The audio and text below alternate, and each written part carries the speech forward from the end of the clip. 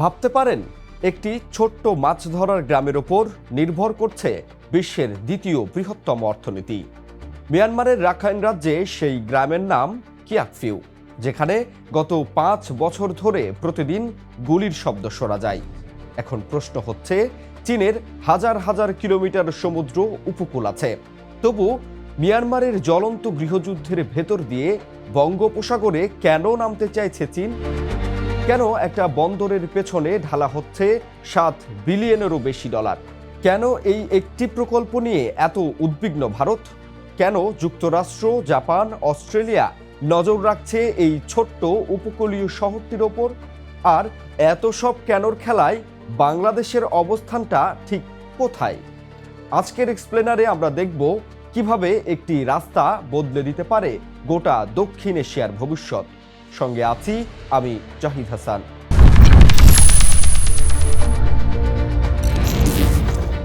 করিডোরের নাম China Myanmar economic corridor. 2017 সালে চীনের প্রস্তাবের পর 2018 সালে 15 দফা সমঝোতা স্মারকে সই করে চায়না মিয়ানমার, যার লক্ষ্য ছিল একটি অর্থনৈতিক করিডোর তৈরি করার, যা ইউনান প্রদেশ থেকে শুরু হয়ে মিয়ানমারের ভেতর দিয়ে বঙ্গোপসাগর পর্যন্ত পৌঁছাবে। এই করিডোরের কেন্দ্রবিন্দু কিয়াকফিউ গভীর সমুদ্র বন্দর। চীনের রাষ্ট্রায়ত্ত সিটি গ্রুপের নেতৃত্বে একটা কনসোর্টিয়াম এই বন্দরের 70% শেয়ারের মালিক। বাকি 30% আছে মিয়ানমার সরকারের হাতে।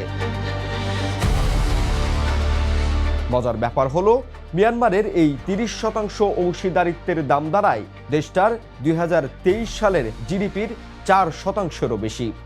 একটা দেশের অর্থনীতির এত বড় অংশ একটা বন্দরে বাঁধা, ভাবা যায়? 50 বছরের লিজে বানানো হচ্ছে এই বন্দরটা। শুরুতে খরচ ধরা হয়েছিল $7 বিলিয়ন বেশি।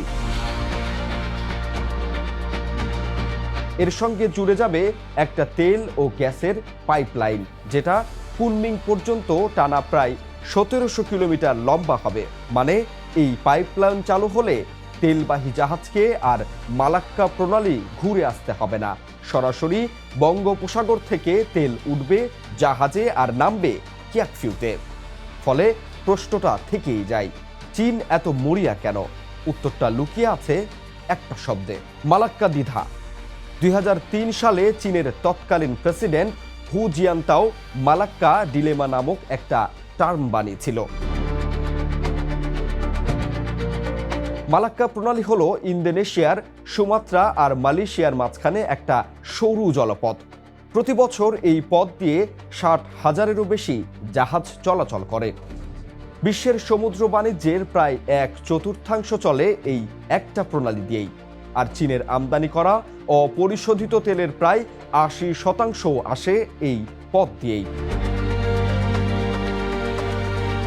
একটু ভাবুন তো, তাইওয়ানে যদি সত্যি যুদ্ধ লেগে যায় আর যুক্তরাষ্ট্রের নৌবাহিনী এই একটা প্রণালী অবরুদ্ধ করে দেয়, তখন মুহূর্তেই বন্ধ হয়ে যাবে চীনের অর্থনীতির রক্তনালী। ঠিক এই দুর্বলতা ঢাকতেই চীন একের পর এক বিকল্প পথ খুঁজে বেড়াচ্ছে। পাকিস্তানের গোয়াদর, শ্রীলঙ্কার হামানটোটা, আর এখন মিয়ানমারের কিয়াকফিউ। মিয়ানমার হয়ে গেলে ইরানের তেল চীনে পৌঁছাতে দূরত্ব প্রায় অর্ধেক কমে যায়। মালাক্কা পথে যেখানে লাগে প্রায় 9,900 কিলোমিটার, সেখানে এই রুটে লাগবে মাত্র 4,600 থেকে 5,300 কিলোমিটার। তবে বাস্তবতা হলো, এই পাইপলাইন এখনও চীনের মোট তেল আমদানির মাত্র 6% কাছাকাছি কভার করে। সংখ্যাটা ছোট শোনালেও যুদ্ধের সময় এই 6%ই হয়ে উঠতে পারে জীবন মৃত্যুর পার্থক্য। মিয়ানমারকেই কেন বেছে নিল চীন? মিয়ানমারই একমাত্র প্রতিবেশী যার ভেতর দিয়ে সবচেয়ে কম দূরত্বে বঙ্গোপসাগরে পৌঁছানো যায়। শুধু এই একটা ভৌগোলিক সুবিধাই মিয়ানমারকে করে তুলেছে চীনের কৌশলগত মানচিত্রের সবচেয়ে দামি বিন্দু। তেল আর গ্যাস সরাসরি বঙ্গোপসাগর থেকে উঠে পাইপলাইনে করে পৌঁছাবে ইউনানে। এতে সময় বাঁচবে 5 থেকে 6 দিন, দূরত্ব কমবে প্রায় 3000 কিলোমিটার। তেল পাইপলাইনটা 771 কিলোমিটার লম্বা, বছরে 22 মিলিয়ন টন তেল বহনের সক্ষমতা রাখে। নির্মাণ শেষ হয় 2015 সালে, চালু হয় 2017 সালে, আর গ্যাস পাইপলাইনটা প্রায় 793 কিলোমিটার লম্বা, যা বছরে 12 বিলিয়ন ঘনমিটার গ্যাস বহনের ক্ষমতা নিয়ে চালু হয়েছে 2013 সালে। কিন্তু এত সুবিধার আড়ালে একটা গভীর ঝুঁকিও লুকিয়ে আছে। কেন কাঁপছে দিল্লি, ওয়াশিংটন, টোকিও? ভারতীয় কৌশলবিদদের মুখে একটা শব্দ বহুদিন ধরেই ঘুরছে, স্ট্রিং অফ পার্লস, মানে মুক্তার মালা। গোয়াদর, হাম্বানটোটা, চট্টগ্রাম আর এখন কিয়াকফিউ, ভারতের চারপাশের একটার পর একটা চীনা অবকাঠামো গড়ে উঠছে, অনেকটা যেন একটা মালা গাঁথার মতো। আর কিয়াকফিউর অবস্থানটাও এমন যে ভারতের পূর্ব উপকূল আর আন্দামান নিকোবর দ্বীপপুঞ্জের একদম কাছেই। ভারতের নিজেরও একটা জবাব ছিল, কালাদান মাল্টিমোডাল প্রকল্প। কলকাতা থেকে সিটওয়ে বন্দর হয়ে মিজোরাম পর্যন্ত সংযোগ। সমস্যা হলো এই প্রকল্প বারবার আটকে গেছে, আর এখন এর বেশিরভাগ এলাকা নিয়ন্ত্রণ করছে বিদ্রোহী গোষ্ঠী আরাকান আর্মি। এদিকে চীনের গতি ভারতের চেয়ে অনেক এগিয়ে, আর এই বাস্তবতায় দিল্লির নীতি নির্ধারকদের অস্বস্তিতে রেখেছে। যুক্তরাষ্ট্র, জাপান, অস্ট্রেলিয়া, ভারত, চারটা দেশ মিলে যে কোয়াড জোট, তাদের গোটা ইন্দো প্যাসিফিক কৌশলের মূল লক্ষ্যই চীনের সামুদ্রিক সম্প্রসারণ ঠেকানো। কিয়াকফিউ যদি কখনো সামরিক দিকে মোড় নেয়, তাহলে কোয়াডের এই পুরো ভারতীয় মহাসাগরীয় কৌশলটাই প্রশ্নের মুখে পড়বে, যেখানে যুদ্ধ থামছেই না। 2021 সালের সামরিক অভ্যুত্থানের পর থেকে মিয়ানমার আটকে আছে দীর্ঘ গৃহযুদ্ধে। জান্তা সরকার আর সশস্ত্র জাতিগত গোষ্ঠীগুলোর মধ্যে লড়াই এখনো থামেনি। রাখাইন রাজ্যে কিয়াকফিউ অবস্থিত, সেখানে 17টা টাউনশিপের মধ্যে 14টাই এখন আরাকান আর্মির দখলে। জান্তার হাতে টিকে আছে কেবল রাজধানী সিটওয়ে, মানাও দ্বীপ আর চীনের টাকায় গড়া কিয়াকফিউ বন্দর এলাকা। 2026 সালের শেষ নাগাদ কিংবা 2027 সালের মধ্যে গোটা রাখাইন রাজ্য দখলে নেওয়ার সরাসরি ঘোষণা দিয়েছেন আরাকান আর্মির সর্বাধিনায়ক। তবে আশ্চর্যের বিষয় হলো, এই আরাকান আর্মি ভারতের কালাদান প্রকল্পে বাধা দিলেও চীনের প্রকল্পে হাত দেয়নি, বরং চীনা বিনিয়োগকেই সমর্থন জানিয়েছে। তারপরও যুদ্ধের আঁচ থেকে পুরোপুরি রেহাই পায়নি চীনা প্রকল্প। লড়াই ঘনিয়ে আসায় কিয়াকফিউর কাছেই প্রায় $140 মিলিয়ন মূল্যের একটা চীনা কোম্পানির বিদ্যুৎ কেন্দ্র শেষমেশ ভেঙে সরিয়ে নিতে হয়েছে। চীন এরপর জান্তার উপর চাপ দিয়ে একটা বেসরকারি নিরাপত্তা আইন পাশ করিয়ে নেয়, যাতে চীনা নিরাপত্তা কোম্পানি সরাসরি মিয়ানমারে ঢুকে তাদের প্রকল্প পাহারা দিতে পারে। চীন একটা করিডোর চাইছে ঠিকই, কিন্তু সেই করিডোরে যেতে হবে একটা জ্বলন্ত রণাঙ্গন পেরিয়ে। এই পুরো গল্পে বাংলাদেশ কিন্তু শুধু দর্শক না। 2026 সালের জুন মাসে পররাষ্ট্র উপদেষ্টা খলিলুর রহমান জানিয়েছিলেন, চীন, মিয়ানমার, বাংলাদেশ অর্থনৈতিক করিডোর নিয়ে প্রস্তাবটা বাংলাদেশ খতিয়ে দেখছে, তবে এখনো কোনো অবস্থান নেয়নি।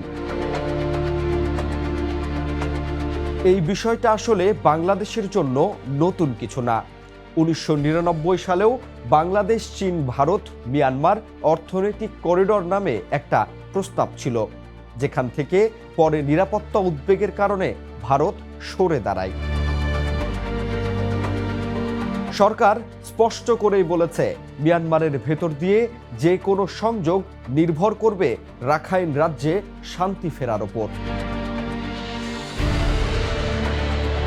এদিকে বাংলাদেশ কিন্তু নিজের পথেই এগিয়ে চলছে। প্রায় $1.5 বিলিয়ন ব্যয়ে জাপানের অর্থায়নে কক্সবাজারের মাতার বাড়িতে তৈরি হচ্ছে দেশের প্রথম গভীর সমুদ্র বন্দর। চট্টগ্রাম বন্দরের বে টার্মিনাল সম্প্রসারণেও বিশ্বব্যাংক 2024 সালের জুনে $650 মিলিয়ন ঋণ অনুমোদন দিয়েছে। মাতারবাড়ি পুরোপুরি চালু হলে দেশের 1/4 বাল্ক কার্গো আর প্রায় অর্ধেক কন্টেইনার এই একটা বন্দর দিয়েই চলবে। এটা কি একদিন নৌঘাঁটি হয়ে উঠবে বাণিজ্যিক বন্দর, মানে শুধু পণ্যবাহী জাহাজের জন্য? ডুয়াল ইউজ বন্দর মানে বেসামরিক আর সামরিক দুই কাজেই ব্যবহারযোগ্য অবকাঠামো, আর নৌঘাঁটি মানে সরাসরি সামরিক বাহিনীর স্থায়ী উপস্থিতি। কিয়াকফিউ এখনো পর্যন্ত একটা বাণিজ্যিক প্রকল্প হিসেবে প্রথম শ্রেণীতেই আছে। তবে গবেষণা সংস্থা এশিয়া সোসাইটির একটা প্রতিবেদনে বলা হয়েছে, বন্দরটা প্রযুক্তিগতভাবে চীনা নৌবাহিনীর জাহাজকে সেবা দেওয়ার উপযোগী হতে পারে।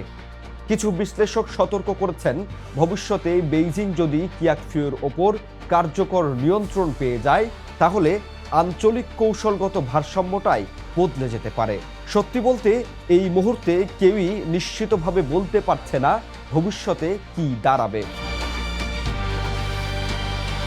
কিয়াকফিউ বন্দরের ক্ষেত্রে 4টা সম্ভাবনা কাজ করছে। প্রথমত, প্রকল্প সফল হয়, যুদ্ধ থামে, নির্মাণ শুরু হয়, বন্দর চালু হয়, চীন পায় তার কাঙ্ক্ষিত দ্বিতীয় সমুদ্র দুয়ার। দ্বিতীয়ত, সবকিছু আটকে যায় গৃহযুদ্ধের মধ্যেই, আরাকান আর্মি আর জান্তার লড়াই চলতেই থাকে, বন্দর কাগজে কলমে থেকে যায় বছরের পর বছর। তৃতীয়ত, যুক্তরাষ্ট্র চীন প্রতিযোগিতা আরও তীব্র হয়ে ওঠে, ভারত মহাসাগরে দুই পক্ষই নৌ উপস্থিতি বাড়ায়, বঙ্গোপসাগর হয়ে ওঠে নতুন প্রতিযোগিতার মঞ্চ। চতুর্থত, আঞ্চলিক সহযোগিতা বাড়ে, বাংলাদেশ, ভারত, মিয়ানমার একসঙ্গে বসে বিমস্টেকের মতো প্ল্যাটফর্মে সমাধান খোঁজে, প্রতিযোগিতার বদলে সহযোগিতার পথ বেছে নেয়। তবে কোনটা সত্যি হবে সেটা এখন বলা মুশকিল।